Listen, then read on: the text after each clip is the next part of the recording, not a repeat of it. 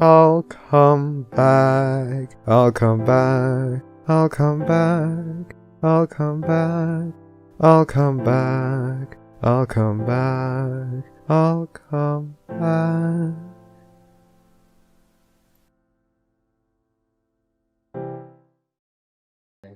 That doesn't. I don't like that.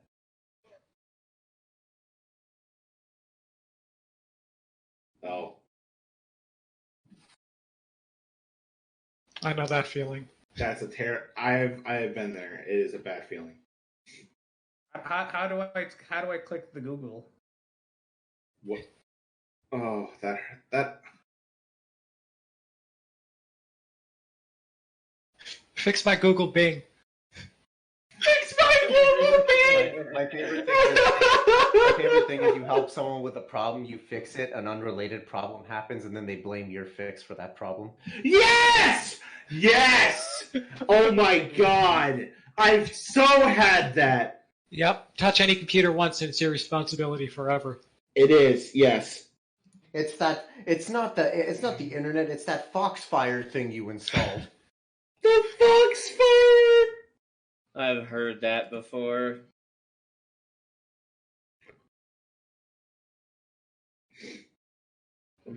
Why'd you download this Norton antivirus virus?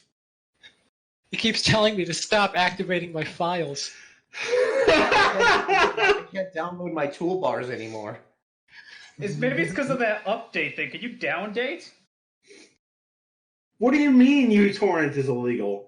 Hello and welcome to the Barcast, where the bar gets lower every single week. Your bartenders for this evening have come up with extremely spooky Halloween-themed nicknames. So, Milk, what's your nickname? Say the joke, damn it! You can't just ruin it like that.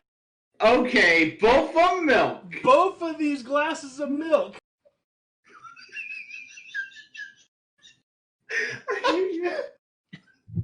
We have Grandma Werfer.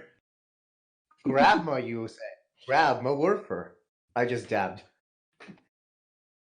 That's the most terrifying thing. I'm so mad. We have Ligma Matako. Here's my costume. Oh, you're the short one, I get it. Rab Skellington. I've got nothing intelligent to say. I don't think anyone does, and I'm Frankenpriest. Thank you, everyone, for joining us on this very special Halloween-themed, I guess, Barcast.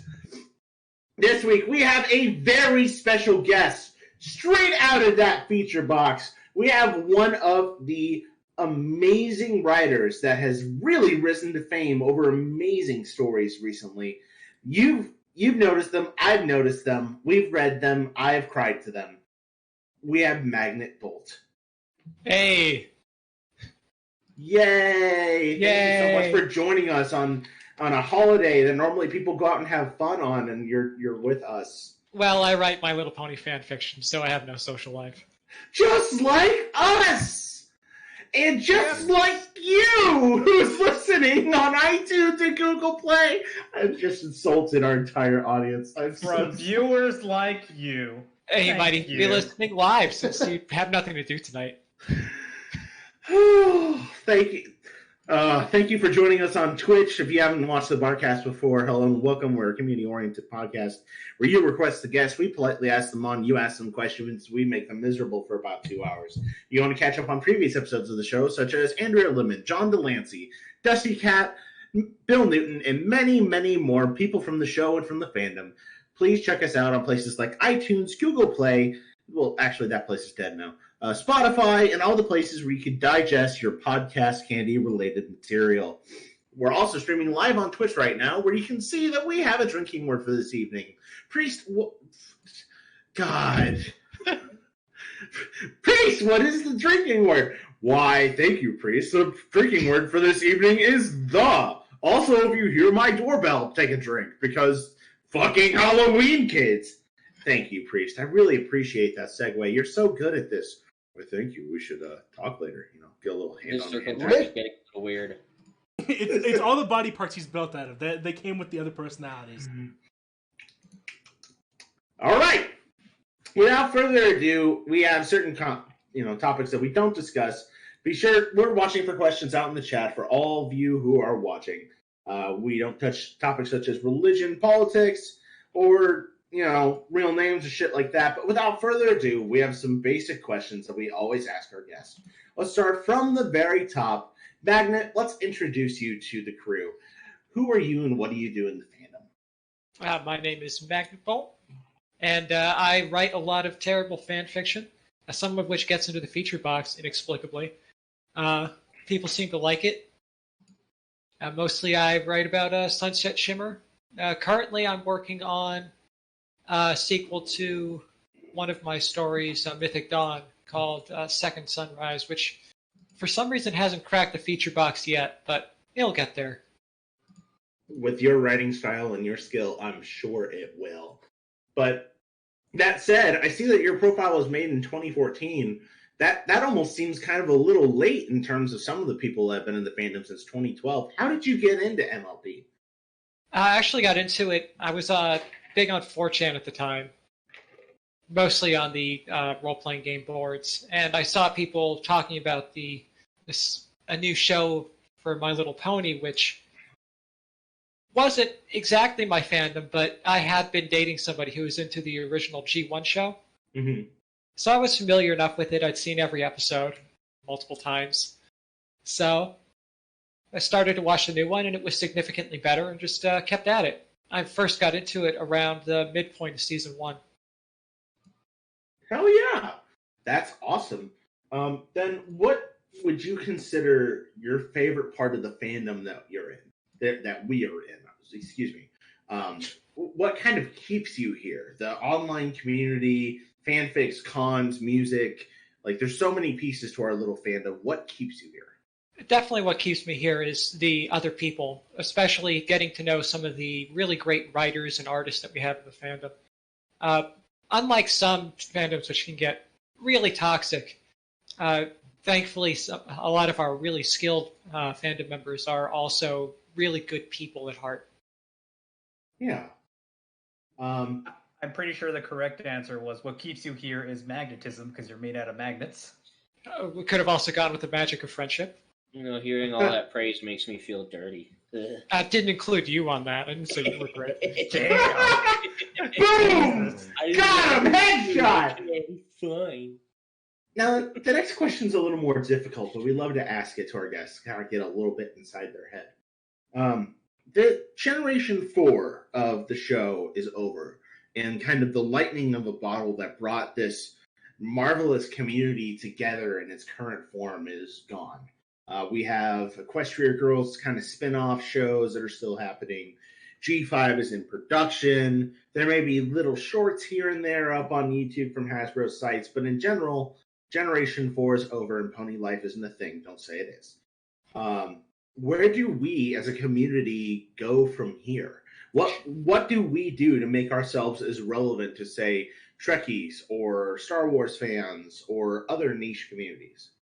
Well, before I was into My Little Pony, I was big into Transformers. And one thing about Transformers is no iteration of the series ever lasted more than 3 or 4 years, at least in cartoon form. I'm not counting the Michael Bay movies because those just went drastically downhill every time. Mm-hmm. So every few years, you just had to get used to something rebooting, getting all the new character designs, few new characters, losing what continuity you had, and just picking up pieces from there. And so I'm pretty positive about what's going to come next for ponies, Gen 5 is probably going to be great. We just have to wait and see. As long as we don't consider Pony Life to be Gen 5. No, it is not. It doesn't exist. I don't know what you're talking about. It's 4.5. Well, that almost sums it up, actually, with an older version of MLP that nobody likes to talk about. Yeah, G35 was not amazing either. Like I said, I knew people that were into it beforehand, and even they didn't like that. Mm. Mm-hmm. You telling me you don't like that great episode of babies, horrific-looking Scootaloo sliding around on her knees? Stop. This sounds like the opening of a snuff film, and we're going. Just because this is a Halloween episode doesn't mean we can be that spooky. Yes. It's Equestria's version of Serbian film. Number 5. Number 5. Magnet, last question before we throw you to the wolves. Who is best pony? Sunset Shimmer. That was an easy one. Good choice of horse. Show your homework. Why is she best? She's the best horse because we know almost nothing about her, so you can project a lot onto her. Starts out as a villain, so you get a nice tragic backstory that's mostly just implied. And then she gets to be redeemed in a movie, more or less the main character in Equestria Girls after that. And she wears a leather jacket. I mean, all that just kind of works out. You know, you have a really great point there. What is Sunset Shimmer's personality? I've written her in like 6 different stories, and now I'm just kind of like, shit, is the real Sunset Shimmer the friends we made along the way? Yeah, you can project anything onto her. You can make her the queen bitch. You can make her this really nice person. You could have her be totally angsty and half redeemed. It's great. Whatever you need for the story, she can fit into it. That's lewd. But I'm not opposed to I didn't that. say fit into her. I said fit her into the story. Lick my Which- balls. Which is a That's much some really weird lore you're into there, buddy. Let's not get into kink shaming, and let's get into the thread. I've only written one vor story. Okay, so But wait, there's more. Oh, I'm sure the readers just ate it up. God. Seton is up first with questions. Speaking of eating, what is your favorite meal, snack, or food stuff that's really unhealthy, but it's just so good? that's a tough one. I guess it would have to be potato chips. I know it's kind of a lame answer, but I eat so many Doritos and chips. It's kind of like my comfort food. It's not lame if you tell us the best flavor of potato chip. The best flavor for potato chips would be Middlesworth jalapeno. The best for Doritos would be Doritos Blaze, which are no longer on the market, unfortunately. I've never heard of that. They were kind of this like super spicy, very Spanish tomatoey type flavor. Okay. Do Well, y'all here, remem- you want a sinful flavor for your Doritos? Just Do buy you your all- basic bitch Doritos and dip them in vanilla ice cream. What is wrong with you? That sounds horrifying. Fucking good, though. It is fucking good. Look, I don't even dip fries into Wendy's Frosty. I'm not going to start dipping Doritos into vanilla ice cream. Do you all remember how delicious potato chips used to be before they removed trans fats? Yes. Yes, I do. They also lasted a lot longer without going stale. They did. It makes me wonder what like kettle chips with trans fat, like salt and vinegar, would be, because that's my favorite. Like They'd briefly be delicious. They briefly. They briefly be delicious. And then you'd be in the hospital. All right. Speaking of the hospital, what is the biggest or weirdest fear that you have? I have terrible social anxiety all the time, but that's not weird in this fandom, so that probably doesn't count as weird. Nah, and you're doing great right now. I would say my other one would be eating brains. There's just something that squicks me out about that. Oh God. Okay. Yes. Totally.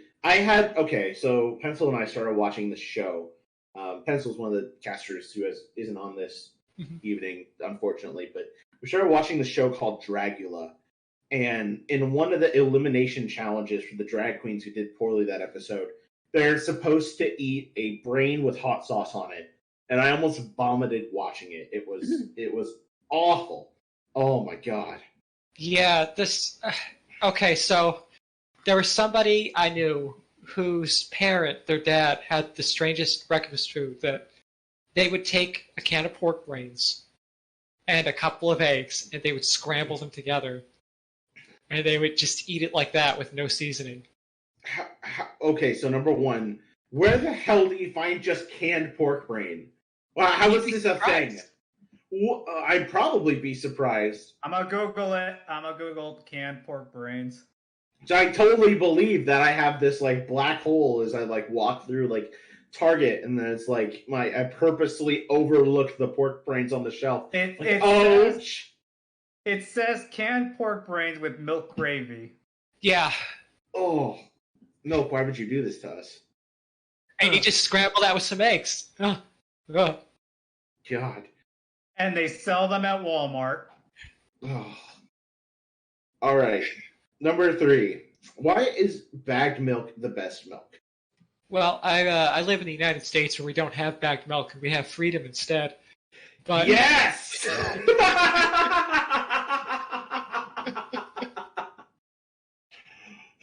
I love it. Oh God, I had a little acid reflux seeing that pork brains picture. You really shouldn't have looked. Oh. Now that's your greatest fear. Number 4. What is your one annoying habit? So something other people do that annoys you, or something you do that annoys other people, or both? I am terrible about cleaning up my plates after I eat. I tend to put them on the side and then forget about them. So I will get a stack of plates until I run out of plates. You too, huh? Yeah. I've been there.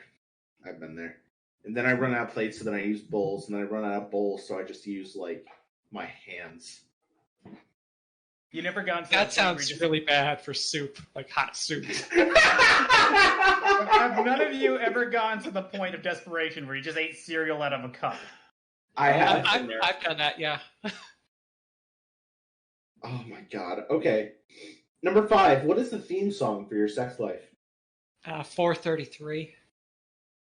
What? I haven't heard of this song. It is a famous song by John Cage that is composed entirely of rests and silence. I actually finished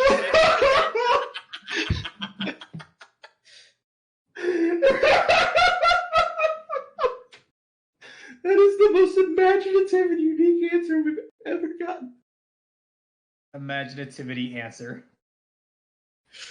Number 6. Do you watch anime by chance? I do. Probably too much. What are your favorites? Gurren Lagann's the easy but really popular answer. So there's one I think everybody has seen and enjoyed. But for more of an obscure one, I do like to watch stuff. I do like to see what the exact title is. I want to make sure I get this one right because. Describe it. Suisei no Gargantia. I think it's on Netflix still. It's another mecha show, but it's much more self-contained, kind of serious, but shorter. It's only like 13 episodes. I'd highly recommend that to anybody. I'm also a big fan of the Kamen Rider series, which is a little bit harder to find than anime, but some of them are well worth watching. Awesome. Number 7. Today is the wonderful day of Spook. Do you have any unexplainable stories of spook from your life, and would you share them with us? Okay, so my grandfather lived in a really, really old house that had previously been a funeral home. And that was the most haunted place I have ever been in. And I've been to the Winchester Mystery House. I've been to different haunted hotels and stuff. But his house was the only one that scared the shit out of me. Multiple times, I've had things disappear and reappear when you weren't looking at them. Mm-hmm. Other people have seen things move. It was one of those inexplicably terrifying things. Like at one point, he owned a shotgun and shot at something that turned out that just disappeared right in front of him. Wow. You know what made the scenario worse? You live in a haunted house and your dildo or fleshlight goes missing and then reappears. So you just throw that away or continue using it. You don't want to use it after Spook has had it. If you get ectoplasm up there, you get a really terrible yeast infection. But I mean, it's not masturbation anymore. At least you've got like some help. Ghost blowjob. Woo woo. I mean, you could just if there's a spooky, scary ghost in the area, you can just do what that dude on 4chan did. Just look in the corner and start jacking off towards it. Furiously staring intently at where you think the energy is coming from. Are you talking about that story of the guy who was too alpha for the ghosts? No, the guy thought his house was haunted. He'd always feel his energy around, specifically emanating in the dark from these certain corners of the houses. So when he felt it one night, he said he didn't want to deal with it anymore. He turned around and just started jacking off towards it. And then once he was done, it went away, and he never felt the energy again. How can you haunt a ghost?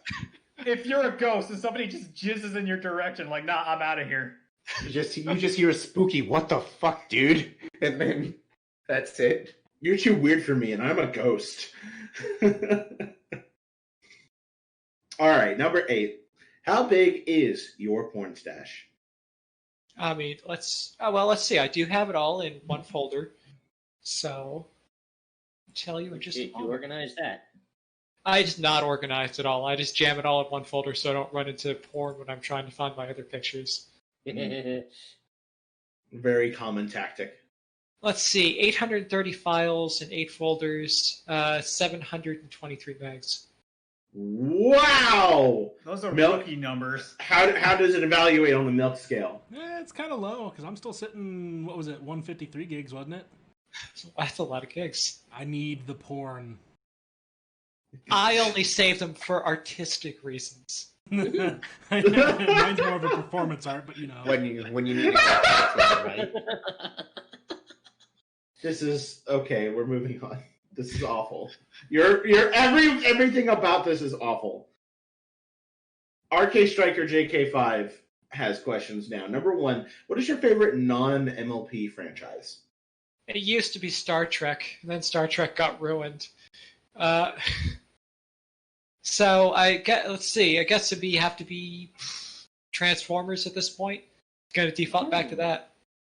Fair enough. So Pencil isn't here, so I have to ask in her stead. Who is the best captain? I mean, that depends on taste. My favorite is going to be Picard. I think he was the best actual captain. Sisko was very dynamic. Janeway was the worst. You have chosen wisely. Number 2, have you done any fan-related content for non-MLP franchises? A little bit for Star Trek. I don't think that's still up anywhere, though.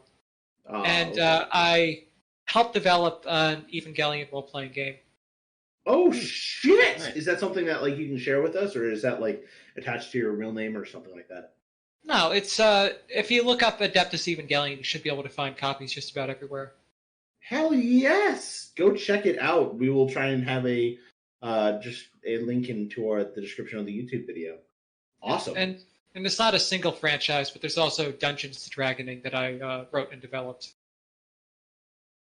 Wait, what? Like, as in like content or like? Dungeons the Dragoning, not Dungeons and Dragons. Okay, Dungeons the Okay. I had a moment. I was like, no way.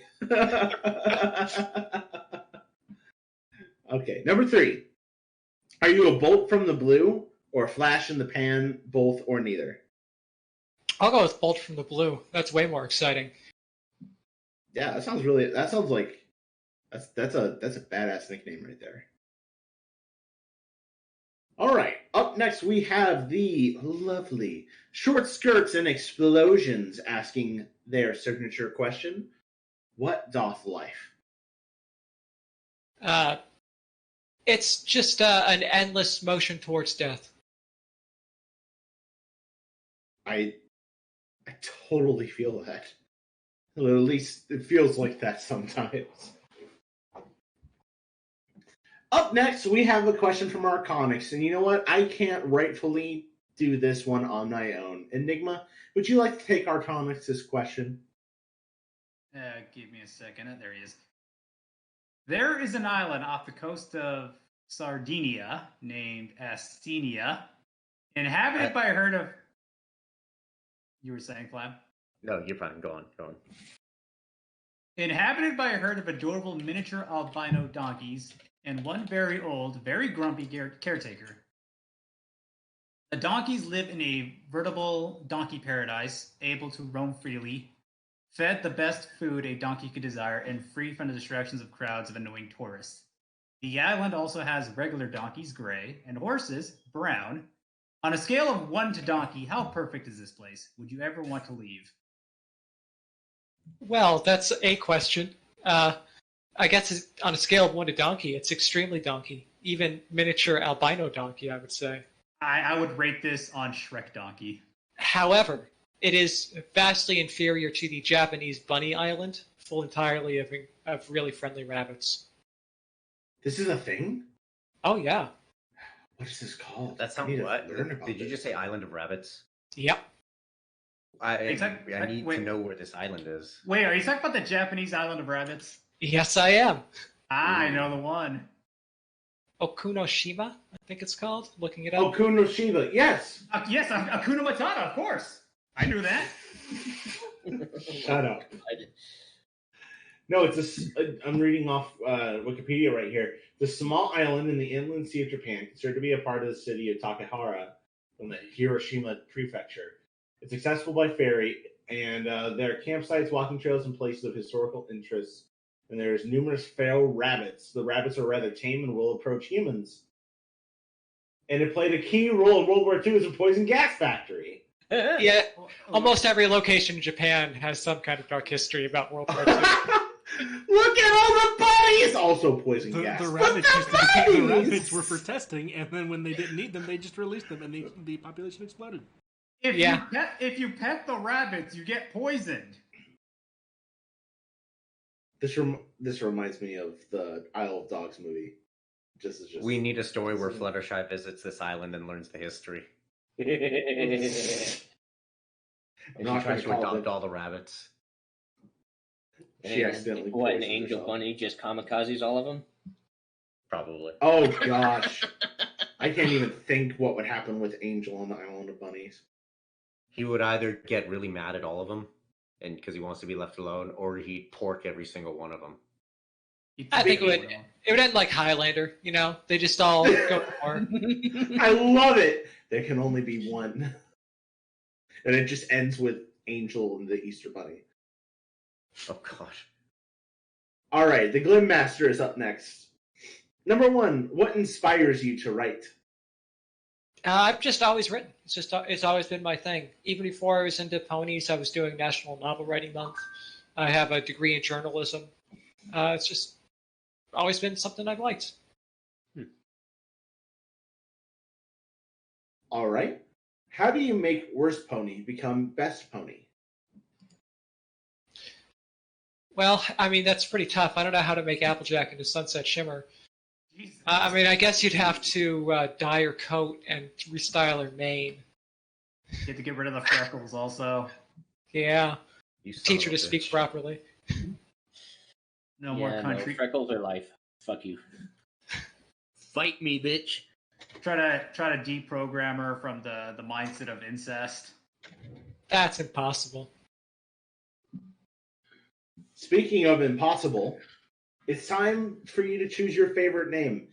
We have to choose between Queen Buggo, Queen Bug, Queen Cheeselegs, or Queen Chrissy. What is the preferred vernacular?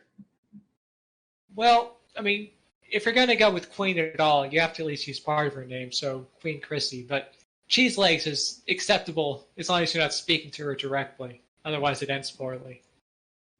Yes, I would agree with this. Number 4, what superpower would you like to have? Teleportation or Immortality?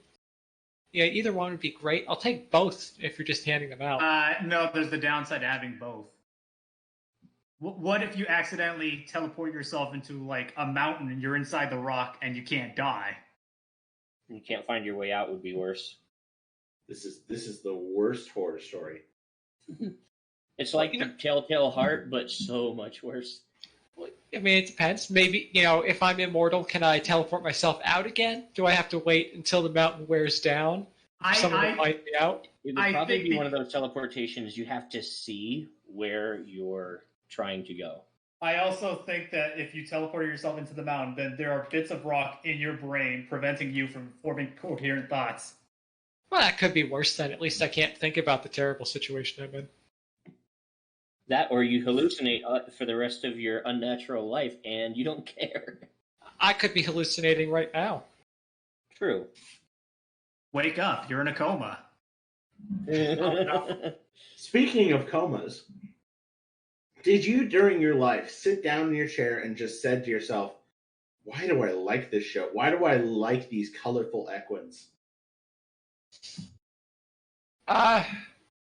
No, because I know my tastes are really terrible, so I never had to ask that of myself. I already knew the answer. It's just that, I don't have any kind of sophisticated taste. That's why I'm sitting here drinking Coke and whiskey instead of anything like a martini.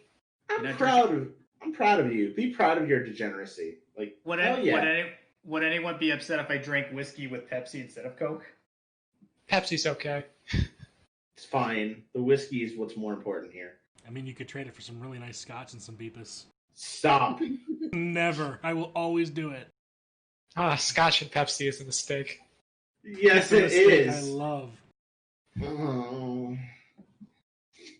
Number 6. What is the funniest thing you ever saw in your life? There's this guy who turned himself into a pickle, and it was the funniest shit I've ever seen. That's it! We're fucking done! I feel so taken aback right now! Because I didn't see the setup!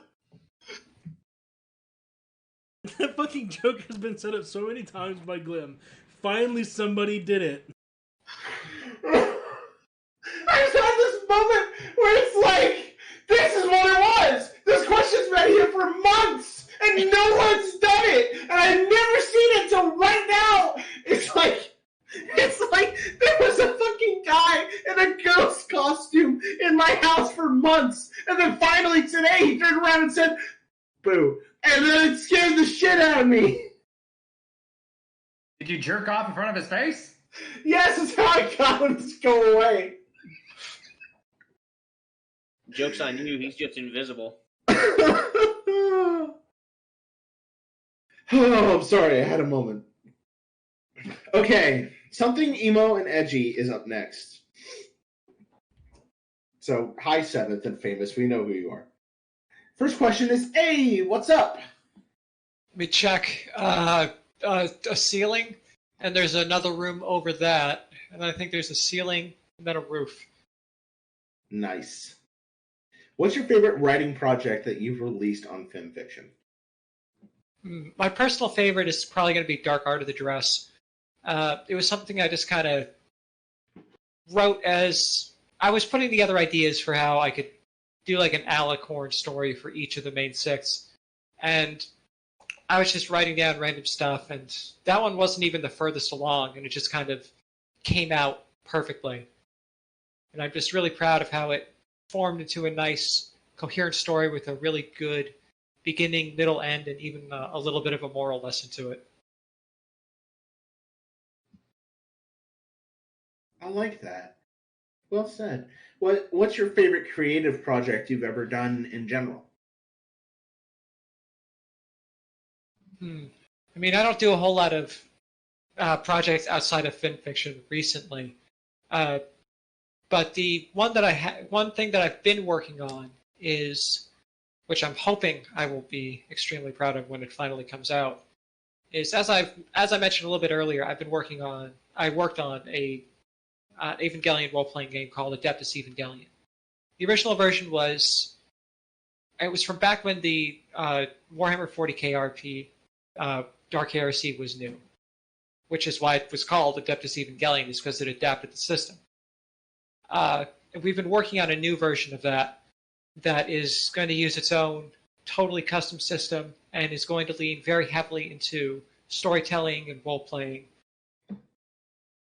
Hopefully that will be released about a year from now. Hell yeah. Yes, I'll be when you do. Be sure to put out a good blog about it, and we'll help share it. Absolutely. Next question is Star Trek or Star Wars? Star Trek. At least there's more good Star Trek than good Star Wars. Then, which would be your favorite series? I'm assuming NGE. I'd say Next Generation is the best overall series, but Deep Space Nine is a close second. Nice. Then go for it. And just with Star Wars, I will say there have only been 2 good Star Wars movies. Oh, hot take. Which ones are they? New Hope and Empire. Really? All the others are mediocre at best. So what did you not like about 6? Star Wars 6, Return of the Jedi? Return of the Jedi is, first off, it's a very weak movie if you look at it from an outside, like, if you're not totally into it. You have the Ewoks that just come out of nowhere. You have the whole ground assault is almost a nothing. The only good part of the movie is Luke's confrontation with the Emperor and Vader. Everything else is just kind of happening. I think that's fair. They knew how they wanted to end it, and they needed to form up some way on how to get there, and they just kind of got a little lost in translation. I blame George Lucas. That's the natural person to blame for all of this. But then, how do you make the new sequels like? What do they call it? Is it the new sequels? I don't know. They're called the new trilogy. I think you mean the worst movies, but yeah. Yeah, objectively the worst. They're worse than the prequels. Because Lucas didn't have a share in those. But on the other hand, I love The Mandalorian. So, Yeah, but that's by a completely different studio. Just LucasArts has the rights to it. That's it. Yeah, and I think the producers and creators of The Mandalorian actually were heavily involved in Star Wars from the very beginning. Oh, if I remember correctly. So, and in fact, I think one of the people there was actually involved with games like Knights of the Old Republic. So, shit. Well, but I do know they had something to do with either the original trilogy, like the story writing for the original trilogy, or one of the games. I forget it. Then it's a night and day difference, and it proves that Disney can, in fact, create and produce quality Star Wars content, and it just led me to believe that they just didn't want to. Hot take from me. That is a hot take. Speaking of hot takes, is the glass half full or half empty? Well, it's half full of liquid and half full of air. That's a very optimistic realism way of looking at it. Something Emo and Edgy adds, please keep up the great work, friend. Famous last words comes up next saying, hey there, what do you find to be the hardest part of the writing and or creative process? The ending. Starting out a story is pretty easy. The middle part hopefully goes along as long as you plan something for what's going to happen. But actually wrapping something up is always the hardest part for me. I'll sit there trying to find a good line to end on or a good visual. And just trying to work your way up to one of those can sometimes be really difficult. The story can just trail until you find something that just works. Sometimes I've even had to just go, no, this isn't working, and cut way back further and just end almost in media res, just so it at least feels like an ending. Huh. I like that. Well, I mean, that's well said, especially, I'm victim to a story that's gone on for 6 years, and I'm just like, I need to kill this thing somehow. And you just kind of got this zombie that you don't know how to, put back into the grave. Yeah, it can be tough. Because even with a short story, you can have stuff mostly resolved, characters are just talking, and it's okay. What line do I end this on? What's the final part of this? Mm-hmm. And at the end, you want it to mean something, and you want people to walk away with some sort of grander message or a feeling of closure. Mm-hmm. And for me, I've always struggled with am I giving the reader what they want? Am I like, or if I'm trying to not give the reader what they want, like, does it at least have like something to think about on why I did it that way? You know, it's endings are hard, man. Yeah, I mean, my biggest worry is with an ending, it's the last thing that the reader sees. It's what they're going to remember the most clearly. Mm-hmm. So it needs to be something that just hits, and that could be almost impossible to nail. Yeah. 100%, I agree. It's a good thing that there are wonderful authors out there like Stephen King that have never written a bad ending. Yeah. Man, I sure am afraid of spiders and vans. I mean, I don't know, man. Kids in sewers and all. Something orgies. Dude, do you think Pennywise looked at that and was just like, dude, I don't want any part of this shit? Like, I mean, they were freaks out of here for 20 years. They were taking the advice and just like objectively sexualizing at it until it went away. To a very weird degree, but then again, I only blame Stephen King to an extent because I guarantee you most of that shit was written on cocaine. Probably. Yeah. It was medical cocaine, though. Yes. Medicinal cokie. Please, Mr. Whitey, just a crummy of cokie. Moving on. What advice would you pass along to a writer looking to improve their abilities? All right. The best advice that I've ever given and the best that I've ever gotten is that you're going to find yourself getting stuck in a story all the time, no matter how good or bad you are as a writer. You're going to hit a point where it's just, I don't know what the next line is going to be. I don't know what is going to happen the very next part of the story. And at that point, you just need to skip ahead. You just need to go, well, I know what's going to happen as the next plot point, or what I want to happen at least at some point in the story.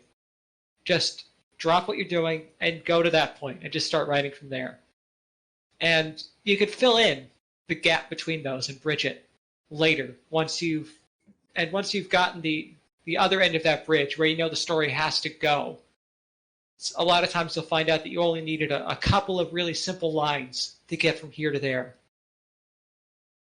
And that could really keep you from getting writer's block, at least for too long. I like that. That's good advice to give. Mm-hmm. Lone Trooper's up next. Have you had the opportunity to go to any MLP conventions? I haven't been to any MLP conventions, but I've been to other conventions. I've been to Gen Con, I've been to a bunch of furry conventions, which halfway counts. Yeah, no, furry cons are great. What is your most heartwarming moment from a convention you've been to? I mean, this is going back years because obviously it's not like I've been to a convention this year.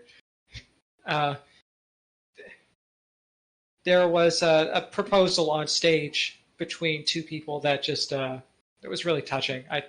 God help me if I can remember who they were because I'm terrible with names. But it was just one of those things where it's just beautiful in the moment. Wonderful. Up next, what advice would you give to people who would like to start writing their own MLP fan fiction? Assumingly different from the previous one. Of course. If you're just starting out writing, if you haven't written fan fiction before or done a lot of writing in general, most important thing you can do is to read a lot. Read fan fiction so that you know what the common tropes are and what stories are like and how they should be formatted and what they look like, how to write characters, but also read a lot of actual books. Like Terry Pratchett is always a good, fun, easy read. Whatever kind of books you're into. If you like dry history books or Lord of the Rings, go for that and read it. Just, you can't write without having read a lot first. It just doesn't work that way. It's true. Read a book. Or at least if you do try to write, it's usually not great results. Yeah, it's not going to turn out well because you don't have an example if you haven't read something before. And when I'm having trouble writing, I will go and just read a book, a physical book made out of paper, to kind of recharge my batteries a little bit. Mm-hmm. Bad writers steal from other writers. Good writers reference other writers. amazing writers steal and get away with it? It's called an homage if you're an amazing writer.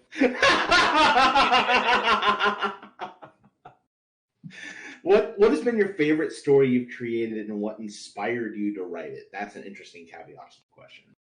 Is the next one. We've already gone over Dark Art of the Dress, so Yeah. A different story that I've written that is one of my favorites would be Witch of the Everfree, which is probably the story I'm most famous for at this point, which is my Sunset Shimmer alternate universe story. What got me to write that was just that I wanted to take a character and just really do something different with them and bring a character that was almost a blank slate at that point, and do my own thing with them and try to fit in around other main characters in this and get them into the world without really disrupting anything. And that's about it. But there was no deep inspiration behind it. Cool. Number 4. I guess people like tooting our own horns here on when they ask questions. Which Barcast member would you like to collaborate with to write a new story? Oh God. You're really picking from the bottom of the barrel here. Yeah. To be honest, like you might as well just ask. Do you just want to have a horrible fucking time? Yeah, I don't think I've ever actually written a collaborative story with anybody, so I don't know how it would go with any of you.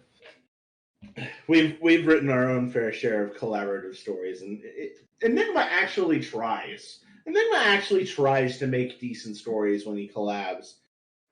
And so he's the one guy in the group project who does the work. I try, and then these chuckle fucks fuck it all up. It's true. I just throw dicks in everywhere, and which is just funny because then when I write on my own, it's all serious and like edgy, but then it's like collaborative poop jokes. Let's do it.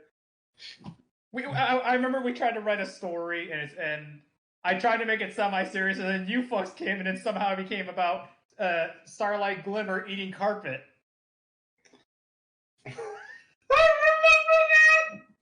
That's very dangerous. There's a lot of chemicals in carpet. You need to be boil it, mash it, put it in a stew.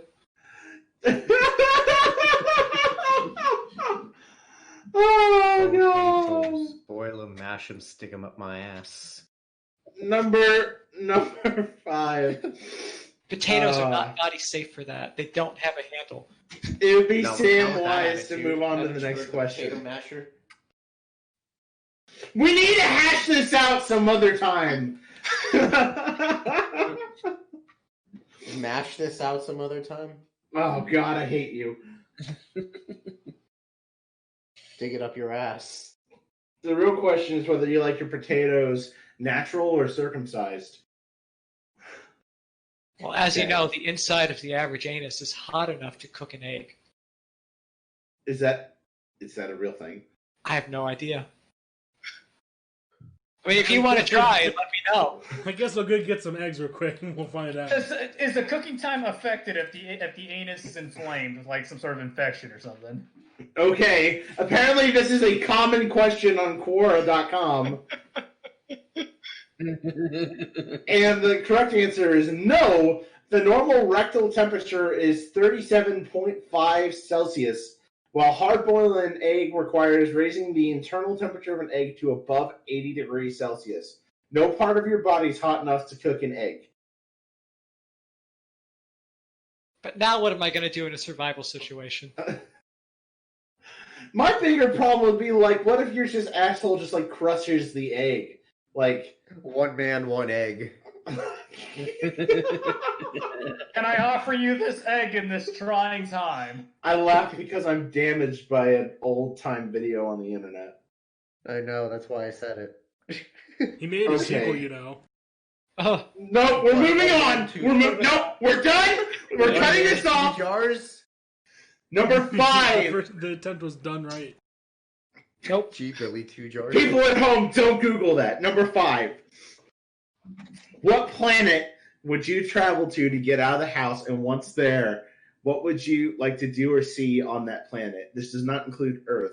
Let's assume you have the proper equipment to live on that planet as well.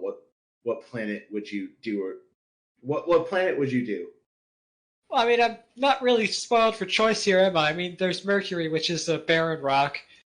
You got Venus, which isn't exactly the most pleasant place to be. Earth is excluded. Come on, you Mars. get to do all the acid there. I mean, I'd have to go to Mars. At least I can visit the robots, and nothing else even has a solid surface. Mars would be great, just to be like, "Hey, robots, what's up?" And they'd be like, "Beep boop," and it'd be like, "Yay, I'm so alone." Speaking of It probably scares the people at NASA. speaking of celestial bodies, I just want to remind you all that the moon has been confirmed as wet. Oh god. Yes. It's true. Luna is Oh my wet. god, though. What I remember when they were teasing that up was like NASA's gonna make a big announcement at the moon, and I'm just like, oh my god, they found Hitler on the moon, didn't they? Stop. Number We're not 6. supposed to talk about that base.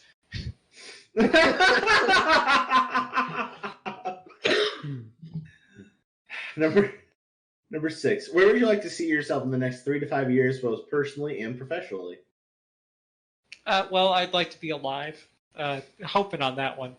You know, I would normally say that's a very reasonable like goal to have, but you know what? It's tough It's right ambitious now. in 2020. It's tough. It's tough right now. I'm gonna acknowledge that. So good goal. My answer for in 5 years, I'm hoping to be drinking moon water. I mean, it's probably not significantly different from Earth water. But if you could do it on the moon. What if I'm you at least take? hoping to get to France. That'd be nice. Oh, that'd be awesome. It just gives There's you some- like. Go ahead, milk. Freeze. I am milk now. There's some really gorgeous place in the French, like French. The French. The French. Is this like the Ukraine, but France? The France. Hidden Valley French. But no, they have some wonderful places in the countryside with all the like wineries and stuff like that. It's gorgeous out there.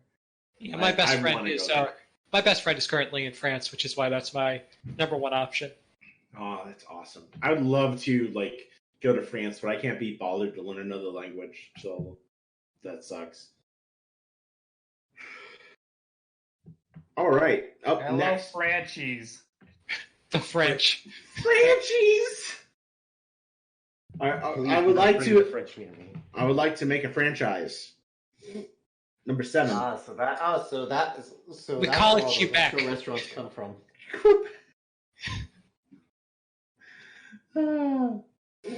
What do you believe the future holds for MLP fanfiction? Yeah, it's gonna be pretty slow until Gen 5 comes out. We'll get a new wave of people coming in. I don't know if you guys have seen the off-print that got launched by Figments a few months back. I'm hoping that I did. it's his own general fan fiction site, which I guess I'm promoting it even though I don't use it. I'm hoping that will get some kind of traction. What site is this? Off print. Off print. It's really interesting because I do know there's like AO3, Archive of Our Own, and like fanfiction.net. Offprint.net. Hey, this actually looks pretty. Hey, that's pretty good. Mm-hmm. It actually looks kind of interesting. We might have to check that out. Especially since it seems like Genfic's never going to happen. What the hell, Nighty? Yeah, that's exactly why he designed it, actually. Yeah, He got tired of waiting. I'm not surprised. Number 8. Out of everything you've done in your life, what are you most proud of that's not related to MLP? I mean, I'm not proud of a lot of things that I've done. I've done some terrible things. But I guess the thing I'm most proud of would have to be my best friend was going through a divorce. And I'm not going to name names, obviously, but I helped them get out of the situation and away from a really bad place and bad people. It was a long drive both ways, but it was, being able to help somebody like that was a really good feeling, knowing that I basically contributed to saving their life. You should be proud of yourself for that. That's a really awesome thing to do. All right, up next, number 9. What games, movies, TV shows, fan fictions, or books would you personally recommend to everyone to help pass the time? Well, for games, I would recommend that the new Mario game, Mario 35, is really excellent. It's basically you. I don't know if people are familiar with it, but it's the original Mario game, Super Mario Brothers, and you just compete with other people to see who can go the longest in it. And the levels are randomized, and you can send enemies to each other and attack. It's a good way to pass the time. For movies, I mean, right now it's Halloween, so I think everybody should be watching some scary movies right now. If you're not, you're doing something wrong. Serbian films. That's Stop. too spooky. That's just. Please continue, Magnet. TV shows. I just finished watching Blood of Zeus on Netflix. Ooh. That was a pretty interesting show. If you've seen Clash of the Titans, you're probably going to know most of the major plot points already. And it's somewhere between that and Disney's Hercules. The tone's not as hard-edged or as dark as the Castlevania series that the team has done previously, so it's a little more accessible to people who maybe can't tolerate that kind of hard R rating.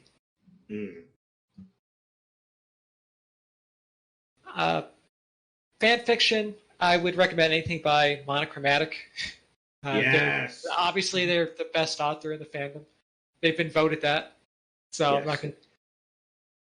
And for regular books, like I've already mentioned, Terry Pratchett, he's my favorite author. So there's a lot of guides on where you can start reading his books. He's got a couple of different interweaving series. I would recommend the Guard series with Captain Vimes. That's probably my favorite sub-series in there. Or for a standalone, you can go with Small Gods. Wonderful suggestions. Thank you very much for providing them. Number 10. Would you please share the Wi-Fi password? Well, funny story about that. I don't know the Wi-Fi password for the network I'm on. Ooh. So I have a weird network adapter that's not 100% compatible with my motherboard, and so it bypasses a couple of the checks. And I'm currently connected to an Xfinity, like they have those where you can sign in and pay money for like a monthly thing with like a bunch of repeaters everywhere. Yeah. I'm signed into one of those, and it just automatically signs me in without charging me anything. And I'm not asking any questions. You know what? That's cool. You know what? There's no complaints there. Hopefully we didn't jinx you there. It's worked for a couple of years now. Hell yes! That's the way to go. Free internet's free internet. And speaking of free internet, we're about halfway through the cast, so we're going to quickly segue to our little ad break. I know every time I ask Flam, this goes terrible. Hey, Flam. Yeah. Hey, Flam. It's going well already. Do you know what we do with all the money we make from this podcast? No, what do we do, priest? Well, Flam, let me tell you, 100% of our profits and proceeds go to horse rescue charities. In fact, Red Winged Horse Sanctuary out in mid-California. Well, I'll be a shit-covered dick, yuck. What is wrong with you? You're getting demonetized. You're trying to go for Goofy, but I'm hearing Barney. What? What? Oh my god, dude. You hear me? Continue the ad. What it takes to join the podcast is to check out our Patreon, where we have amazing incentives such as none and joining out our Discord server. But wait, don't go away just yet, because you can also subscribe to us on Twitch and donate to us on YouTube. Yep. We make literally zero money from this. In fact, this is a money-losing machine. But if you want us to help support a little bit, last year we were able to donate almost $1,000, and we can look somewhat legitimate in front of community guests and from cons. Please do so. And little bit has nice badonkadonk, yuck. Someone has to benefit from this. And ad. Yeah, our charity horse is getting a boob job with all the money we send. No, he's not. Look, it's so they can pay their way through college, okay? I don't know what the hay they get. That was a pun. We're moving on. Yeah, that was terrible. Speaking of terrible, we're going... Accidentally offensive, your questions are not terrible. I'm just bad at segues. Accidentally Sensitive is up next. Number 1. Ooh, you have lots of stories, and I haven't had the chance to read them yet. Hypothetically speaking, if I had the chance to read only one, which one of your stories would you recommend to start reading? Only one? I mean, that puts me right in a corner, doesn't it? Because now I have to try and rate them from best to worst. I think Mythic Dawn would be a good place to start. It's kind of like a Season 10 fic where it takes place after the series end. So there's no alternate universe or large continuity that you need to know. Also, it could use more views. Yes, got to get that into the box. Number 2. What is your favorite story written by another author on Fimfic? La Princesse by Monochromatic. That was pretty easy. Huh, you don't say! I'm sure that has been an answer multiple times. Monochromatic is well loved by our cast, and we're not afraid to say so. Mono is a wonderful author, and we're usually happy to have her on almost any day of the week. I just hope Senpai notices me. Oh, I'm sure she has. Can you say we miss having Mono? Mono is contagious. The whole fandom needs her. All right, last but not least, the boxers or briefs, and remember the actual answer isn't as important as how you interpret the question. Well, I don't actually wear underwear. I prefer to go commando because it allows things to breathe and to be more free. I like that. Everyone likes this. I'm going to do a quick refresh of our question thread here. Alex _ is up next. Boo!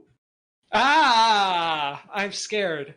Good, because number 1, I'm aware that the previous questioners have milked you of your spookiest stories, so tell me a moderately spooky story, not too scary, not too exciting, bonus points if it's true. Spooky story. Okay. A long time ago, there was somebody who went through comment threads on fanfiction.net and read every single one aloud. Oh, God. They slowly went insane as they looked through most horrible things that people had ever said, most horrible things humans had ever written, which were the comments, not the stories. The stories were bad too, though. And then one day, they turned into a skeleton. Oh, God! No! Boy, I sure hope I don't metamorphose into a beautiful skeleton one day. That was too spooky. Humans are just eggs for skeletons. Number 2. I'm trying to segue into this. I'm trying not to laugh. Look, it's not hard to segue. You just lean. It's only got 2 wheels. You just lean.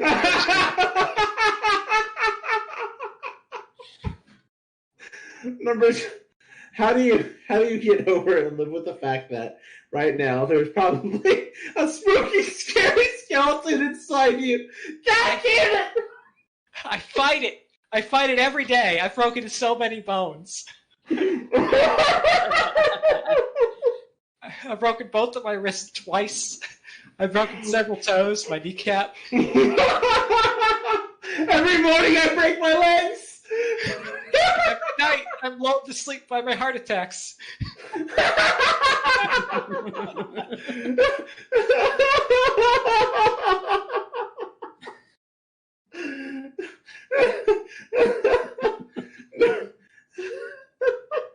Number 3.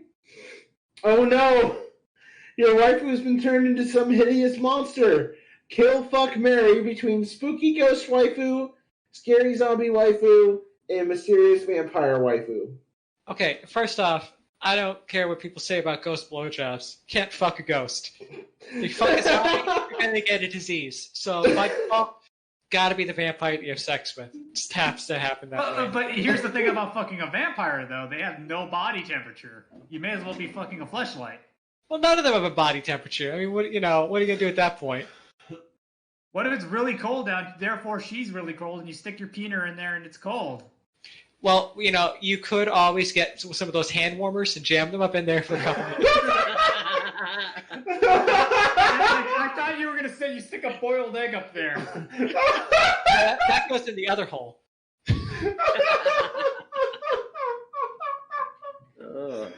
Now, you gotta kill one of them.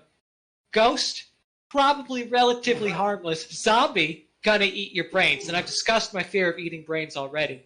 So I'm gonna kill the zombie. Which means I'm forced to marry the ghost. That's cool. I mean, half the time it's like you're alone anyway, so you gotta get to be your own person. Yeah, I mean, hopefully they can poltergeist their way into still doing the dishes, You can never be intimate with the ghost, because the second you start jerking yourself off in front of them, they start vanishing. Oh, so we want... I just got the reference that you made, and that callbacks are how comedy works. Fuck you. Stop making good jokes, Enigma. Number 4. Let's get psychological. Deep down, what terrifies you more than monsters, goblins, and ghouls? The expectations of the people around me. It's true.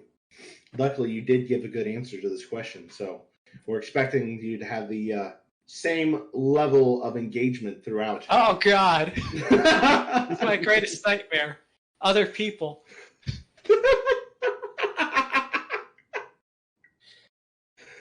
Oh, God, this is a great cast. All right, number 5. Do you think it's legitimate to dress up for Halloween as one of your deepest phobias, regardless of what it is? Sure. I mean, if you're afraid of it, that's what Batman does. He's terrified of bats, so he goes around punching poor people while dressed as a bat. You can do it every day if you want. He only asked because he dressed up as a mallard duck last year and people laughed at him. I mean, even if the Halloween costume's not scary to other people, as long as it's a costume, it's fine. A lot of people dress up in funny costumes. I don't think there's that many people that are afraid of sexy nurses or bananas. Sexy bananas, maybe, but... I mean, I played Silent Hill, so I'm a little afraid of sexy nurses, but... That's valid. It's coming from the guy who does it to the Nurse Redheart. All I'm saying, Alex, is that ducks have corkscrew penises and they're scary. Moving That's on. true. Number they're 6. inside their labyrinth. And they're barbed. Yep. Oh, God.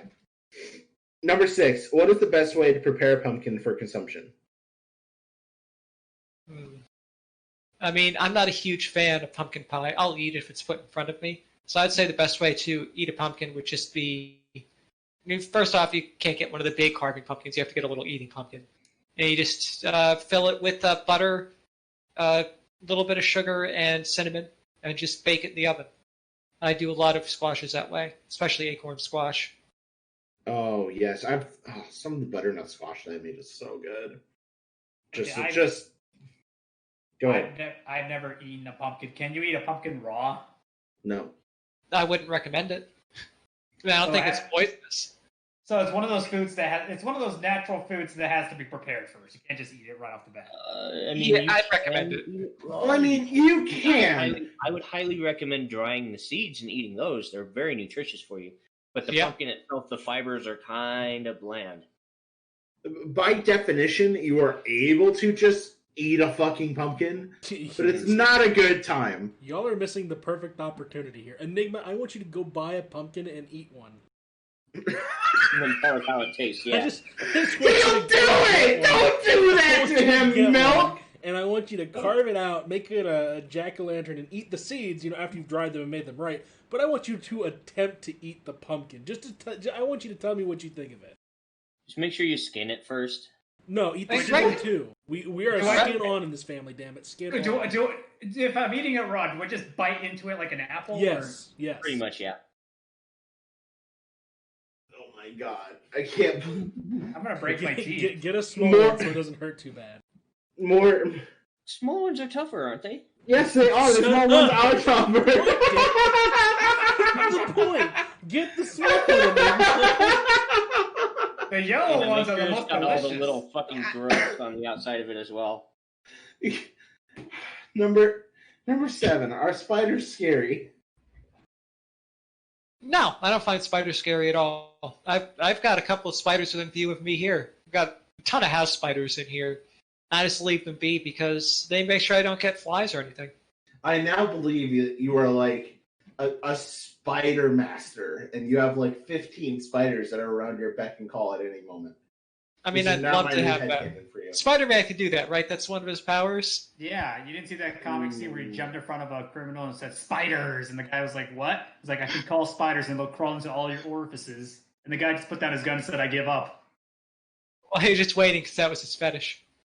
Isn't that in like the quote-unquote Spider-Verse? That is Spider, Man instead of Spider-Man?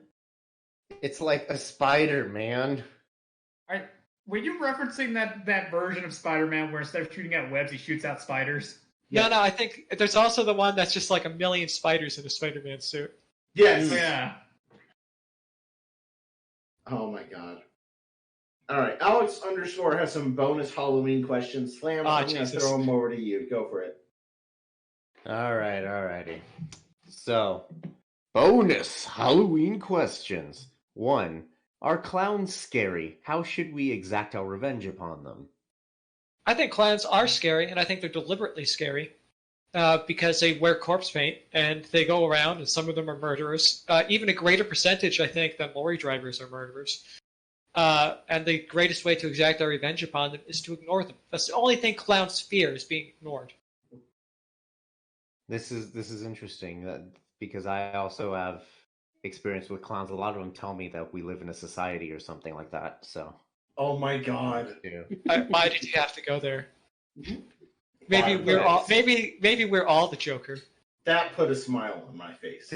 This says a lot about our society, and yet we live in one. God. You're getting what you fucking deserve, Flam. Bottom text. Oh, alrighty. Let me tell you, I've met a lot of clowns on Fimfic, and they all scare me. Like me! Go on. As a percentage of GDP, what has been your greatest trick-or-treating haul ever? Rounding up to the nearest percentage, 1%. Makes sense. Complete sense, actually. Depends Real talk though, on your trick-or-treating expeditions, what has been, like, in more modern terms, your biggest haul? Yeah. I mean, back when I lived in the suburbs and I was a kid, went trick-or-treating, probably about a good 2 or 3 pounds of candy. We lived in a pretty good neighborhood for it. There was one house that gave out full candy bars, which was always nice. Oh, yes, those are the best. But now that I'm an adult, I can buy much more candy for myself and give it to no one.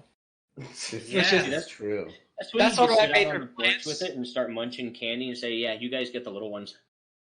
That's my major plan for tomorrow, since it's going to be discount candy day, of course. Since we're on the topic of Halloween, well, I want to ask everyone this. What was your proudest costume? Ooh. Well, I own a fursuit, so I'm going to go with that. Nice. Halloween? I've worn it for Halloween. I was at a Halloween fur con. That sounds awesome. Interesting. For myself, I dressed up as a mime from The Warriors, one of the hi-hats. If anyone knows what reference that is. Nope. I don't. Warriors, come out and play. Warriors! But yeah, I dressed up as a hi-hat. Nice. Oh God. No one else gonna answer. I asked everyone. I mean, that's I mean, as far as like nobody So- else wants to admit that they dressed as Princess Leia. Oh no, actually, one my most year- recent costumes. so one of the last years I trick or treated, I thought it would be funny, and I dressed up as my dad for trick or treating because it was the scariest thing that I could think of, and it didn't go over very well. How much did you get your ass beat when you got home? Oh man, I'm still like dealing with bruises. I more like mental bruises, like trauma. But it's okay. I have a therapist. Like so, it's not.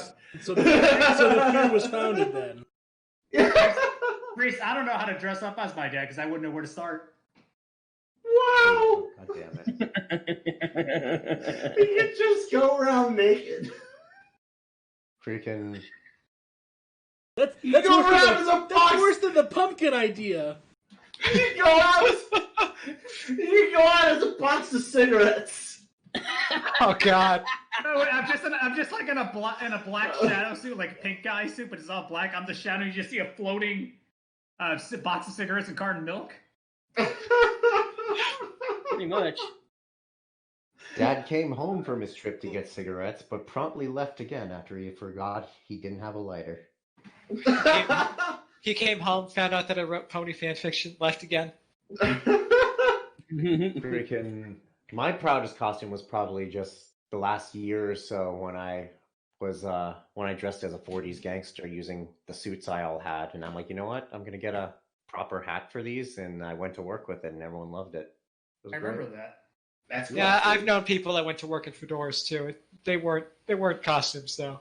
No, yeah. Oh, God. Definitely not like that. My costume. My costume.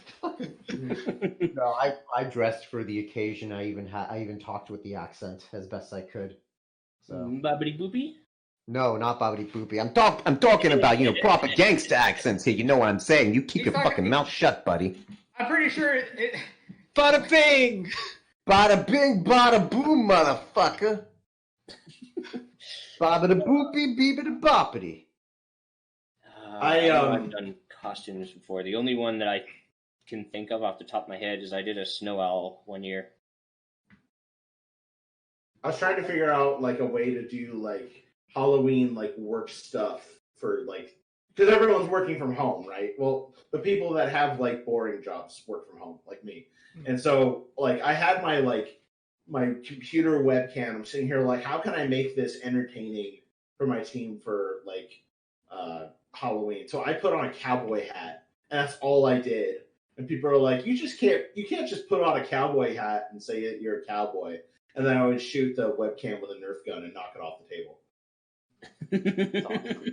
That does remind me of my previous job back in like 2017, I think. And the team decided, you know what, team costume, we're gonna do cowboys. And I'm like, oh god. So I ended up just getting a cowboy shirt, but then I ended up getting like a 10-foot tall fucking foam hat, like, and it's just this massive hat that's about half the size of my body.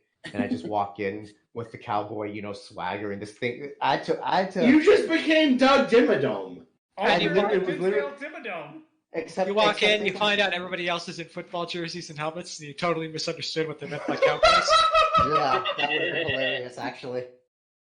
I would have totally done that. But no, I had to fit. I had some problems fitting through doors, and I had to actually almost sew the flaps of the hat upward a little bit, because it kept bouncing up and down with every fucking step I took. It was insane. And if I wanted to take a selfie, even with a wide angle, I couldn't get the whole fucking thing in the camera. It was great. Oh, you're a Broncos fan? I also love horse porn. All right. I want to say that to someone. Please, I will give you money if you ever say that to someone. All right, Milk, what was your costume? You didn't say. Costume for what again? What holiday could we be talking about? What was your proudest costume for Halloween? I don't fucking know, dude. It's been like a decade a decade and a half since I went and did that. Fucking. Oh, okay. So like, not my I'm proud because I got away with it, but I'm not proud because I got a bunch of candy that year for it. I basically got a really like oversized hoodie and put it on and just said I was the Grim Reaper. The lowest of effort. The lowest of effort for maximum candy. That's comfy as hell, though. It is. Like, there's one of those like Facebook ad companies that they're only the only thing they sell are hoodies, but they go down to like the bottom of your legs to your shoes, and they just look like the comfiest hoodies ever. And I will never buy one because fuck Facebook ads, but they look great. Now they're going to be advertised for me for weeks. You hear that, Google? Yeah, now try to sell me hoodies. God, you thought about it, so that means it's going to be advertised to you everywhere. You activated my Google, you son of a bitch. Hey, Google, stop. Hey, Google, initiate self-destruct. No! Okay, let's move on. What's the next question, Flam? Oh, God. Next question, B. Have you ever seen, like, a real ghost? Well, no, but like I said, my grandfather lived in what had previously been a funeral home, and I'd lived there a few years too when I'd first moved up here to the Northeast United States. And like I said, that was a scary as shit house. And a couple of times, especially in the second floor hallway, which had no windows, just corners everywhere because all the doors go to other rooms were around like these soft corners that were perfect for having shadows. And every time anyone walked down that, then this is a common experience for everyone who's lived in that house, that you always expected to see something standing, like at the other end, like that feeling that there is somebody there 100% of the time. Jesus. Now, how upsetting would it be if it was the reverse of instead of you jerking off to the ghost is jerking off to you? You turn around the corner and there's a ghost just beating his dick, like fucking. Oh, wow. That is going to be our generation of ghosts. And those stains don't come out. It's just ectoplasm everywhere. You have to call a priest. We learn how to tap into. We learn how to tap into the Wi-Fi. I don't know what a priest would do with the stains. You'd be like, yeah, no, I'll take care of the ghost, but like, you gotta deal with that on your own, man. You need holy water and bleach. It's the only way. You get some real crusty socks. Bless the rains down in Africa. Oh, that's not from the ghost. You gotta throw Tide Pods at the ghosts. Yeah, oh yeah, that's my stain. Don't worry about that one. Fucking, yeah. God damn it. All right, and real, legitimately hard question. Have you ever seen a real pumpkin? What pumpkin? The Great Pumpkin. Oh God, the Great Pumpkin from fucking Charlie Brown. Yes. Yeah. God. I have never. I see pumpkins every day of my life. I love the I love the Robot Chicken version of the Charlie Brown with the Great Pumpkin. That was one of their best episodes. Oh, that's the one where like it's a monster and kills. Yeah, and them, it right? kills all of them except Charlie Brown and Snoopy, and then they're like, "I hope my friends can rest in peace," and they're all dancing in hell. Fucking love that. They should have believed. Yeah, exactly. So that ends Alex's bonus questions. All right. Up next, we get questions from Adam Smash. Name is Smash. Next, Rav, do you want to ask your own questions, or do you want to ask Adam's, and I'll take your questions? It's your call. I'll do Adams. Okay, go for it. Number 2, because number 1 isn't there. Bold. Have you ever been in a pure survival situation, and how did you manage it? Pure survival situation. I've never been in that much danger. I mean, I've almost died a few times in my life, but generally that was mostly out of my own control. I guess the closest would have to be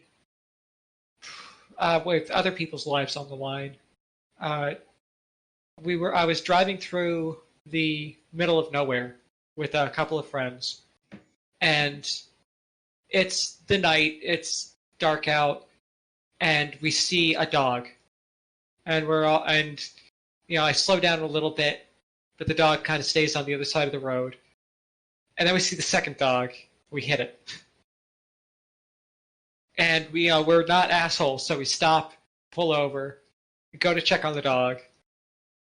I touch the dog, and I'm fine. My friend goes up to it, dog flips out, latches onto them, bites down hard. Oh, fuck. Damn, that hurt. She was hurt very badly, and we had to do first aid on the spot with what we had, which was not a whole lot, because we were too far out for ambulances to get there in a reasonable amount of time. Because I live in the backwoods here, so... Same. So at the time, we were like an hour from the hospital, and ambulances weren't going to patrol anywhere near there. And we had to keep pressure on it and get her to the ER ourselves. And that was a pretty terrifying time. But it also made me aware that maybe they weren't the best with animals, and that if we had to deal with it again, that I would do it. God, scenarios like that on long stretches of roads of nothing always have me wonder. Like when Flav and I go on road trips and we're all like in the middle of buttfuck nowhere, I always think to myself, what would happen if we get in an accident right now? I've gotten into accidents in the middle of nowhere because I used to date somebody who lived.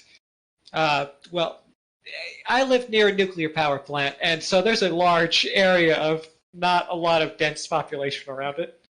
Makes sense. And they lived relatively close to it, which meant that they were an hour from anything.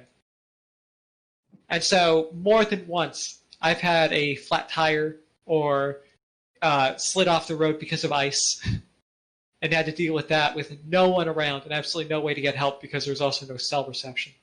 And then one of these days, you're going to run over a glowing man. If I run over a glowing man, I'm just going to keep going. I've seen too many horror movies, you know. If it glows, mow it down. Maybe it's Mr. Burns. If it is, it's even better if I just keep going because I don't want to be involved. I bring you love. God, that scene was my childhood bane, though. Mr. Burns as an alien. I had two fears as a kid. It was that and King Ramses from Curse of the Cowardly Dog. Oh, that was Return the slab. That's childhood PTSD right there. We're away! What's your offer? No, but I think I can imagine something that would have started a lot of kids' fear of clowns. Oh no! The Brave Little Toaster. I'm The a nightmare. God, you're bringing up some Brave Little bullshit. Toaster. I One recently point that actually scared me as a kid. It never used to up until like one point I actually paid attention to it. It's like, holy shit, that's actually frightening as hell. there's a lot of that film that's like That movie's questionable super and dark. distressing. Yeah, Mm. like it's definitely PG, like borderline PG-13 at times. Oh no, there was I can't remember the movie. There used to be one movie where it there was a scream at one point in the movie that I could not listen to. It used to give me massive anxiety attacks. Nice. Yeah. And this Speaking of anxiety attacks, is there a book you feel everyone should read? If so, which one?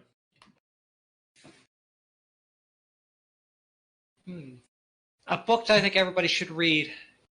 You know what? Just because I know that this is a personal failing for a lot of otherwise functional people, any kind of fucking cookbook, because I know too many people who can't cook anything. They're just totally helpless. How about The Food Lab by J. Kenji Lopez Alt? I think that's... I don't know. I think Priest has the best cookbook. It's true. 100 ways to eat cock. Yep, that's 100%. I forgot about that. Thanks, Rav. You're very welcome. What is number 69 in that book, out of curiosity? Let me Oh, pull God, it out. please. I've got it right here. Oh, yes, please. All right. Cock with cider. Cock Serve and cider? six. Cock and cider. Cock with cider. Cock inside. God damn it. It serves 6. that's It's another great. cousin of coq au vin. Coq au cider is also a delicious variation on the classic. Cock requires- cider. It requires 1 cock, 1 pound of Granny Smith or other sour apples, 2 Ooh. tablespoons of butter, 2 cloves, a half teaspoon of dried thyme, shallots, French cider, sea salt to taste, and heavy cream. I'm not going to read the whole recipe. I think you. That you whole thing mispronounced- sounds like granny fiddling. Don't you mean French cider? Oh, fuck. It's got those herbs and spices that kids crave. Oh, Well, Oh my speaking of the God. motion here, do you dance? Absolutely not. I am the palest person in the world, and because I am so white, if I attempt to dance, it embarrasses not only me, but everyone else who has ever been on that dance floor. Hmm. I know the feeling. It's a very common problem. All right, bringing up the last handful of questions. Oh, God. Rav starts asking, who is best princess and why? That's a loaded question. You put me in a box here. Best princess, Florrie Hart, because she is named after a terrible natural disaster that occurred upon her birth, which makes me think that she's probably a lot like Horse Damien, and that she's destined to rule the world and destroy it in the name of evil. I never thought of that. That her name is a disaster. It's like naming someone Katrina. Yeah, I am both disgusted and I approve. it's also like if your name was Waffle House, you know? So I don't have to explain that. Why? Because you're named where you were conceived? Yeah. Yes, this is my daughter, World Trade Center Attack 2, Electric Boogaloo. I hate you! This is my What son. is wrong with you? Look, we thought the world was ending, okay? So we decided, well, we don't have protection, but we might as well go for it. Anyway, this is my daughter, 9/11. This is my son, American Airlines. He's been hit by We're on Spotify! Not anymore. Fucking- And this is my British friend Lockerbie. Fucking yes. Next question. my Twitter. Who is worst princess and why? Worst princess is obviously Cadence. What is wrong with you? I'm sorry, I mean, I should hear out your terrible opinion. Go on. Okay. The reason that she's worst princess is she's not given anything to do in the show. Except Okay. She's got shining armor. That's something to do. I want to take a step back and say that Also- you said. Go ahead. Also, she married Shining Armor. She has terrible taste. Fair. I will grant you that. But you also just said Soja Shimmer is the best because she has like no personality. When I would argue Cadence has just as much no personality. Priest. All Cadence accomplished was get kidnapped, get married, and push a baby out of her bun. Think about it this way. Would you rather marry Princess Cadence or Queen Chrysalis? Chrysalis. Exactly. Cadence. That's a terrible decision. Why would you do that? Don't kink shame me. Look, Queen Chrysalis could be Cadence for you anytime you That's want. the only reason he thought the shining armor was a bad thing for her to marry, because he wants to marry Cadence. Well, imagine this too. Chrysalis would be the absolute best role player. She Yeah, could she'd be do great. Yeah, absolutely yeah. fucking anything. You're right. Yeah, she could totally play Dungeons and Dragons. Yeah, she'd be great at it. She's amazing at min-maxing. She could really do a lot of awesome voices if she DM'd. It I'd would love be to see her fun roll on my Roleplay dice. Thursday. I wanted to roll my dice. Okay, number 3. What is your favorite OC? Favorite OC? I mean, most OCs are terrible, except my own, of course, which are all amazing. Yes. Clearly. So, my favorite is my own OC, Arteria Corpals, who is a bat pony from Australia, or Australia, the land down under. Yes. Literally down under, about a mile straight. And I write her as having a horrible Australian accent mixed with made-up slang that makes her completely incomprehensible.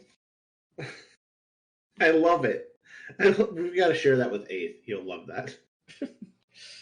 Flam, you should add that to your to a Stellafic. Like, Which just a one? one shot. Just a shot, like a shot. Fucking her and some down under bat pony just fucking getting into it. Yeah, and then they toss in the didgeridoo. Actually, I've talked with some people about that. Plus, I include mention of the Australians as we call them. Australia. In Australia, yeah, I actually use that in her main story, and she gets into a shouting match with one. It's actually quite lovely. Mm. How about... Yeah, I'm up to the swapping sabers part. I haven't gotten past that. So yet. you're like 10 chapters behind. Oh, okay. Yeah, you're good then. How about we don't and go to the next question? I'll didgeridoo you in the ass. Thanks. I need it. It's been lonely during COVID. How many metric dicks can you eat? Okay, I think that's an unfair question. If you're eating more than one dick, you are not giving that dick the proper attention. It's about quality, not quantity. Finally, a true person of taste. You're either not giving... You must have a really refined palate then. Priest, Magnet is not talking about your dick size. Oh. You're either not giving the one dick in your mouth enough attention if you need to, or the dick's not high enough quality for you to appreciate it. You gotta spend extra time on it? That sounds like work. Do you like your dick with or without the skin? Rav confirmed for Pillow Princess. I think without skin, the screaming is a little too much. With or without the peel? Yeah, isn't circumcision just a Rub draw, like? are we? Oh. Oh, God. Okay, moving on. If you were a necrophile, would you jerk it to Violon questions? So, little background for this question. Thanks, Rav. Thank you, because I'm going to need it. Violon is known for coming into our threads. She didn't ask any questions this week, but she asked the most Mick fucked up questions that we've ever had on the cast, including when dabbing at your niece's funeral, do you leave like your cummy sock in her grave, or do you abduct her at night and make her the cummy sock?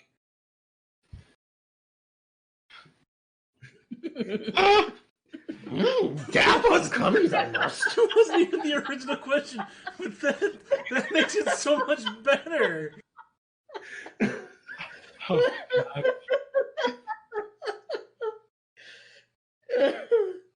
Well, it sounds like Violon was doing all the jerking already there. Yeah. Responses. She's a very classy lady. Oh, tell me more about how you would have sex at a funeral.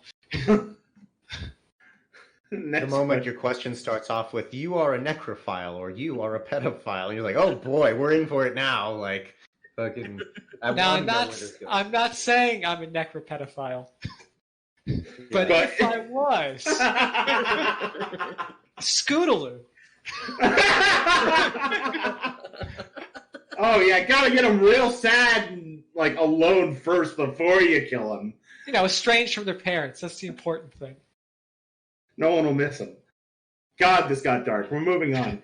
Who is your favorite villain, and would you like them to devour you? What the fuck, Rav? Wow. Well, I did write that one Vor story with.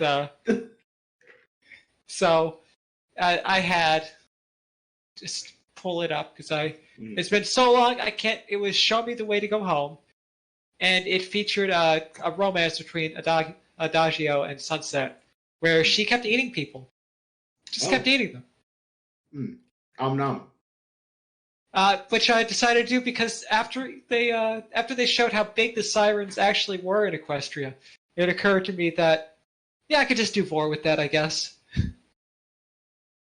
So, okay, this may be like an uncomfortable. And to be fair, okay, Majin was in the chat at the time. Okay, so if that I have makes bad sense. ideas, that's why. Totally understood. Majin is a very positive influence on people. That's A genuine Vor question here. HIV positive. Jesus Christ. Old ass joke. All right, I love it. So I'm totally cool with like Vor, but like when you start getting into like the whole like being digested by the stomach acid thing, doesn't that take it a little too far? That's Like, hard Vor. Oh, I'm being digested and turned into cummies. Okay, so there's like a legitimate like differentiation. Like there's hard Vor and there's- soft Vor. Yeah. Exactly, yes. Okay. But wait, there's more. Isn't there always? But Okay. what's Vor? But What? what's one Vor? For one easy payment of $19.95, We'll swallow you whole. Once upon a time in 1994. God. Star The Wars Undertaker's episode through mankind. 9. Scrappy Doo was found dead in Miami. More like my assy. I'm sorry, we're moving on. Okay. If spaghetti was sentient, would you food pwn it? Like a funny thing, I had spaghetti tonight for dinner, and I think it would be a great pone because spaghetti is straight until you get it wet. Oh, that's awesome! Holy crap, that's the best! Oh, that's such a good premise. So you could immediately tell when the spaghetti pone is horny. Yep. Because then she'd just be soft and not rigid. I like silently hate you for that because that is like that is the best lesbian like horse clop setup I've heard in like months. Actually, it could go another way. Like, she goes down on there, starts tasting in the sauce, but then she discovers the meatballs. Hey, I invented the lesbian. I even the lesbian. He does the Not in the movie. He does the boopy with the bobbity. Yes. Does spaghetti pone have a noodle? Hey, we lay on top of each other like lasagna. I Does mean, she just it's a good premise, actually. It just called a story. Let's make lasagna. Should you be concerned if there's like Parmesan on top of there? No, that's extra flavor. Yes, spread me like the Parmesan. You lick off the Parmesan sensually. Hey, Luigi, give me the Parmesan. She just like, Until I say when. no, the Parmesan only comes out if she scratches her mane. Oh, God. You make it sound like it's dandruff. That's the point! That's the joke! Just walks I up was to your trying plate to at a figure out- restaurant and starts Dude, I scratching was her trying mane to figure out furiously. what- Just say when.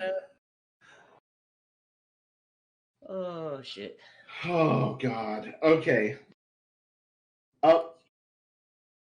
Up next. Would you bone SCP-1471? Is this the curse? Is this the cursed skull SCP? Yeah. All right, let me look up the Oh, that's description. Milo. Oh, no, we've Oh, got a this picture. one. It's Milo. Okay. You know what? They're nice. They're polite. As long as you're not put off by a skull, it's okay. Yeah, sure.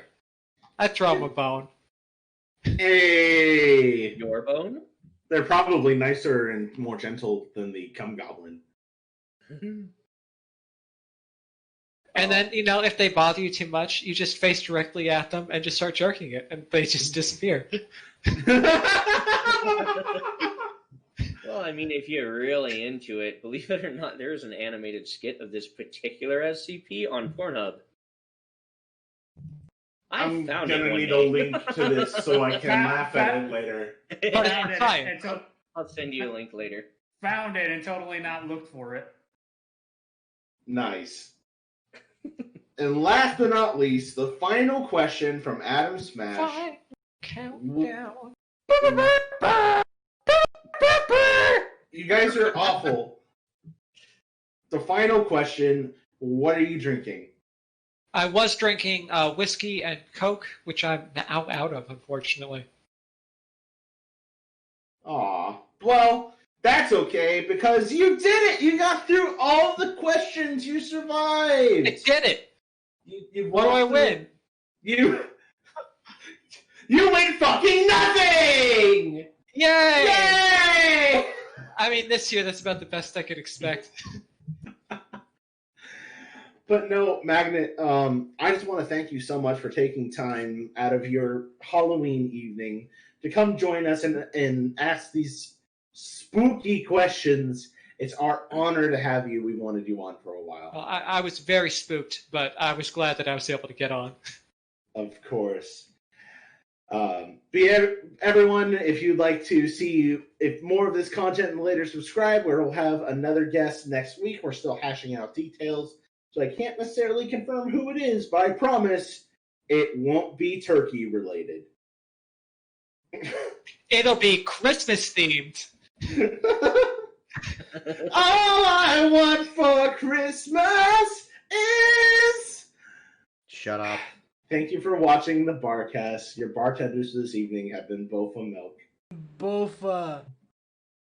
Grandma Werfer, Grabma.